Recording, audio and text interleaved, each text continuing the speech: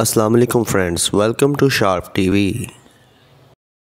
दोस्तों, इमरान खान साबित वज़ीर आज़म पाकिस्तान और साबित वज़ीर ख़ारजा शाह महमूद कुरैशी दोनों को 10-10 साल कैद बामुशक्क़त की सज़ा सुनाई गई साइफ़र केस में। अब इसमें साइफ़र था या नहीं था, धमकी थी, मदाखलत थी, साजिश थी, ट्रायल सही हुआ कि नहीं हुआ, ओपन ट्रायल होना चाहिए था, क्लोज ट्रायल हुआ, प्रोसिक्यूटर इधर से यहाँ गया, इन सब की तफसीलात में हम नहीं जा सकते। बात हम करेंगे साइफ़र की इटसेल्फ के साइफ़र खुद क्या चीज़ होती है। बहुत से लोग ये भी खर्चा कर रहे थे कि गालिबन के सजाए मौत भी दी जा सकती थी क्योंकि स्टेट सीक्रेट की लीक की बात है। तो साइफर क्या होता है, आज हम इसको जानने की कोशिश करते हैं।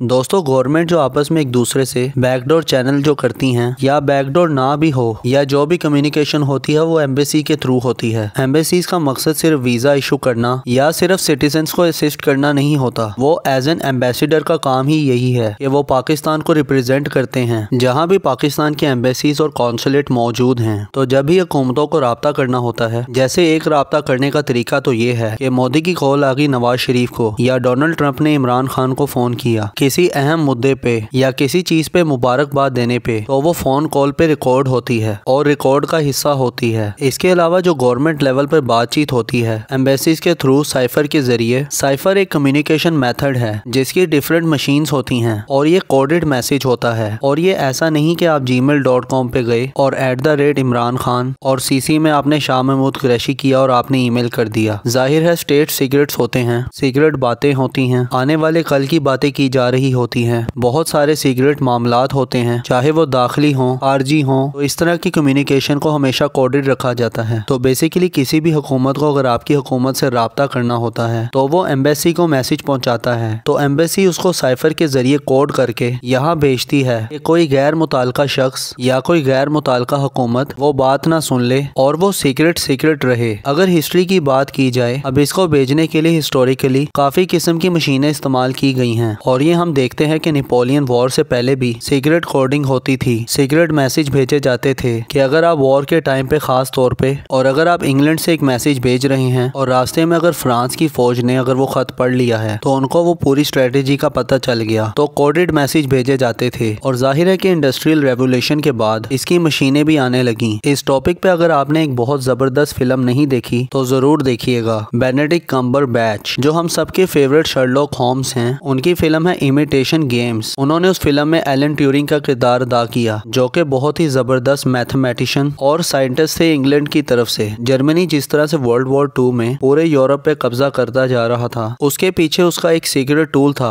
और उसका नाम था इनिग्मा मशीन। वो मशीन इतनी स्ट्रॉन्ग थी, उसमें रोजाना की बुनियाद पे हजारों मैसेजेस भेजे जाते थे ट्रूप्स को, लेकिन उसकी मशीनरी इतनी कॉम्प्लिकेटेड थी कि उसके कोड को ब्रेक करना ऑलमोस्ट नामुमकिन था। ब्लेचली पार्ट एक जगह है इंग्लैंड में, वहाँ पे एक बाकायदा कैंप लगाया गया था जहां पे 9000 SAS के ऑफिसर्स और ब्रिटिश इंटेलिजेंस के ऑफिसर्स ने सीक्रेट सी में काम किया और जो इनिग्मा के साथ जो भी हुआ वो आप फिल्म में देख सकते हैं। तो बेसिकली मकसद यही था कि एक मशीन थी जो कोड से मैसेज जारी करती थी, तो क्योंकि वो कोड ब्रेक नहीं हो पाता था तो जर्मनी जीता चला जा रहा था और वक्त के साथ साथ जिद्दत होती रही और मशीनें आती रही। लॉरेंस SZ40 सिगाबा है, NSA की अपनी काफी प्रोडक्ट्स हैं, तो इस तरह की काफी ज्यादा मशीनें होती हैं। तो मैसेज को सबसे पहले कोड किया जाता है और की पहले ही प्रोवाइड की जाती है। तो बेसिकली नेशंस की आपस में जो कम्युनिकेशंस होती हैं, इसकी हसासियत बड़ी इंपॉर्टेंट होती है और खास तौर पे दो बड़े मुल्क जो न्यूक्लियर पावर्ड भी हैं। और अगर पाकिस्तान की बात की जाए तो दुनिया में छठा सबसे बड़ा आबादी वाला मुल्क है, तो दुनिया की बहुत ज्यादा एक्सपेक्टेशंस होती हैं कि यहाँ रहने वाले लोग अपनी जिम्मेदारी का मुजाहिरा करें। तो ये मामला बहुत सेंसिटिव हो जाता है। खैर, क्वेश्चन ये रेज होता है कि साइफर एग्जिस्ट करता था या नहीं। ऑफ कोर्स करता था, क्योंकि जाहिर है कम्युनिकेशन डेली बुनियाद पे तकरीबन लाखों के तादाद में मैसेजिंग हो रही होती थी। अब उसके अंदर क्या लिखा था, वो साजिश थी, मदाखलत थी, उसको पैरवी रखते हुए कोर्ट ने फैसला सही दिया या गलत दिया, ये कोर्ट बेहतर जानती है। बहरहाल आप कमेंट्स में बता सकते हैं कि आप इस केस को किस तरह से देखते हैं, कि आप किस तरह से फील करते हैं केस की नजाकत और सेंसिटिविटी के लिहाज से कि ये सजा सही दी गई या इसके पीछे कोई पॉलिटिकल वजूहात थी जिसकी वजह से बात यहाँ तक पहुंची। दोस्तों, आप लोग मुझसे इंस्टाग्राम पर भी कनेक्ट कर सकते हैं, उसका लिंक नीचे डिस्क्रिप्शन में मौजूद है। वीडियो पसंद आई हो तो लाइक ज़रूर कर दें। ऐसी इंटरेस्टिंग वीडियो देखने के लिए इस चैनल को सब्सक्राइब कर लें